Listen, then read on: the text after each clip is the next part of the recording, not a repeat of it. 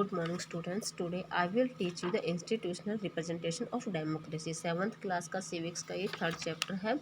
इसमें हमने लास्ट भी जो वीडियो बनाई थी उसमें क्या था, यूनिवर्सल एडल्ट फ्रेंच के डेमोक्रेसी गवर्नमेंट के क्या क्या फीचर्स है और क्या एलिमेंट्स है. आज हम करेंगे इसके कि इलेक्शंस जो कॉन्स्टिट्यूशंस है वो क्या होती है और किस तरीके से इलेक्शंस का प्रोसेस होता है. पॉलिटिकल पार्टीज जो है वो किस तरीके से पार्टिसिपेट करने के लिए पहले एक्टिविटीज़ करती है. लास्ट जो हमारा टॉपिक था इसमें वो था कि कमीशन की इलेक्शन जो है वो कौन हेल्ड करवाता है. तो इंडिया में हमने बताया था कि इलेक्शन कमीशन जो है इंडिया में हेल्ड करवाता है वो इंडिपेंडेंट होता है. वो प्रेसिडेंट जो है उसके मेंबर को इलेक्ट करता है और फिर उसके द्वारा वो सारी प्रोसेस जो है इलेक्शन कमीशन जो है वो करता है. आज का जो हमारा टॉपिक है ये एक क्वेश्चन है आपके लिए होमवर्क में. Find out the name of the present chief elections commissioner in India. की इंडिया का चीफ कमिश्नर प्रेजेंट में कौन है. तो ये आपको क्वेश्चन का आंसर मुझे सेंड करना है. नेक्स्ट है हमारा कि इलेक्ट्रोल कॉन्स्टिट्यूशन की कॉन्स्टिट्यूशंस क्या होता है, किस तरीके से इसको इलेक्ट किया जाता है. To making the elections truly representative their entire state of the usually divided into the member of the small units. की स्टेट को स्मॉल यूनिट्स में डिवाइड किया गया उसे कॉन्स्टिट्यूएंसी कहा गया. कॉन्स्टिट्यूएंसी का मतलब है कि अलग अलग जो है डिस्ट्रिक्ट वाइज जो क्षेत्र होते हैं वो तहसील वगैरह. These constituencies are the draw up the such as the way that all the consist roughly the same number of voters. कि हर कॉन्स्टिट्यूएंसी से एक जो है कैंडिडेट खड़ा होता है वोटिंग के लिए, एक पार्टी का एक लीडर खड़ा होता है, उसे हम एमपी और एमएलए कहते हैं और वो अपने एरिया में अपनी कॉन्स्टिट्यूएंसी में जो है इलेक्शन लड़ता है. Representative MLA represent in the assembly constituency in the Vidhansabha. ये किसका मेंबर होता है, विधानसभा का मेंबर होता है. और एमपी जो होता है वो लोकसभा का मेंबर होता है.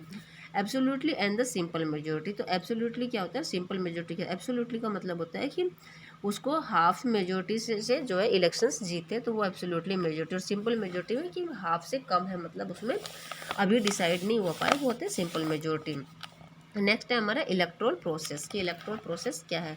The process of elections begins as soon as the election commission announce the date. Election commission जो है वो इलेक्शन कब होंगे उसके लिए डेट अनाउंस करते हैं. लेजिस्लेटिव असेंबली और the Lok Sabha and the candidate must be 25 years. यदि लोकसभा के इलेक्शंस हो रहे हैं तो उसमें 25 ईयर्स उसकी एज होनी चाहिए कैंडिडेट की, तो वो इलेक्शंस जो है इलेक्शन में पार्टिसिपेट करने के लिए पार्टी में आ सकता है.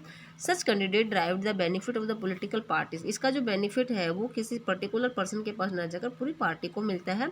Symbol since as the people where the loyalty of the party. इसमें उनको एक सिंबल दिया जाता है. क्या सिंबल दिया जाता है, जैसे किसी को जो है लोटस फ्लावर दे दिया, किसी को हैंड दे दिया, किसी को बाइसिकल दे दिया, किसी को अम्ब्रेला दे दिया, किसी को जो है चेयर दे दी. तो इस तरीके से ये उस पार्टी का जो एक सिंबल होता है. The parties choose the candidate the fill win the nomination. अब क्या प्रोसेस है कि एक पार्टी में कैंडिडेट को इलेक्शन के लिए लीडर के रूप में खड़े होने के लिए क्या क्या प्रोसेस है. फर्स्ट है कि उसे एक फॉर्म फिल करना पड़ता है, उसमें नॉमिनेशन करना पड़ता है, उसमें अपना पूरी बायोडाटा जो है उसे फिलअप करनी पड़ती है, अपनी पूरी प्रॉपर्टी फिलअप करनी पड़ती है. Once the candidate fill the nomination paper, उस पेपर को फिल करने के बाद वो सिक्योरिटी के रूप में कुछ जो अमाउंट जो है सेव जमा किए जाते हैं, उसको डिपॉजिट करवाता है. Each candidate represent one party. और एक कैंडिडेट जो है एक ही पार्टी के रूप में खड़ा हो सकता है, उसको एक ही सिंबल मिलता है. Campaigning of the through the meeting of the speech display. जो अपने प्रचार करना जो होता है वो कब तक करते हैं, उसका एक टाइम होता है कि 48 आवर से पहले आप जो है अपनी कंपनी पार्टी के लिए प्रचार कर सकते हो.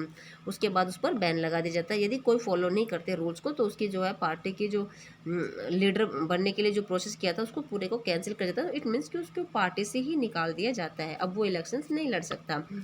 विच they fall adopt the if win the elections. और वो तब तक वो पूरे अपनी वो सभी जो है पैतरे अपनाता है कि हम किस तरीके से इलेक्शंस जीत सकते हैं. नेक्स्ट है हमारा पॉलिटिकल पार्टीज. की पॉलिटिकल पार्टीज में कौन कौन होता है. The political parties is the organize the people who have the similar view set the behalf of the political issue.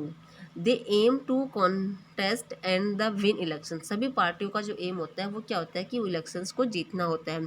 To win the election political parties need to win the people support. तो इसके लिए वो लोगों का support चाहती है ताकि लोग उनके ज़्यादा से ज़्यादा उनके फेवर में आए, उनकी पार्टी को जिताए.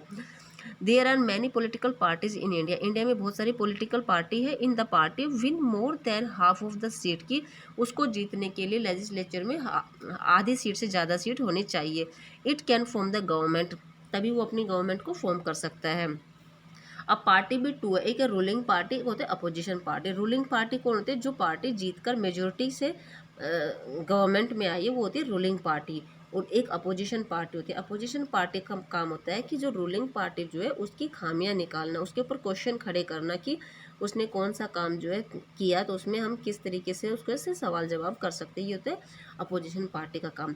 During the last general elections held the 1914 में 2014 में लास्ट इलेक्शंस हुए थे, उसमें नेशनल पार्टी जो है बहुजन समाज पार्टी, ये बहुत सारी पार्टी है जो कि इलेक्शंस के रूप में आगे आई थी। Bharatiya Janata party, communist party of India, Indian national Congress और नेशनलिस्ट कांग्रेस पार्टी, ये 7 जो है नेशनल पार्टी है। बट इसके साथ साथ 48 जो है रीजनल पार्टीज़ है, जो कि अलग अलग मतलब एरिया वाइज अपनी अपनी पार्टी जो उन्होंने बनाई हुई है। लास्ट है हमारा कोलिशन गवर्नमेंट। कोलिशन गवर्नमेंट का मतलब होता है कि गठबंधन वाली सरकार, की किसी भी गवर्नमेंट को यदि किसी भी पार्टी को मेजोरिटी नहीं मिली तो दूसरी पार्टी जो है उसके साथ मिक्स होकर और वो अपनी गवर्नमेंट जो है बना लेती, तो उस पार्टी को कहते हैं कि कोलिजन गवर्नमेंट। तो गाइस आज का जो हमारा टॉपिक था वो कंप्लीट होता है। इस चैप्टर के करेक्ट ऑप्शन जो है आपको करने हैं, फिलअप्स आपको करने, क्वेश्चन आंसर और जो मैं करवा दूंगी। ये चैप्टर हमारा कंप्लीट होता है। Have a nice day.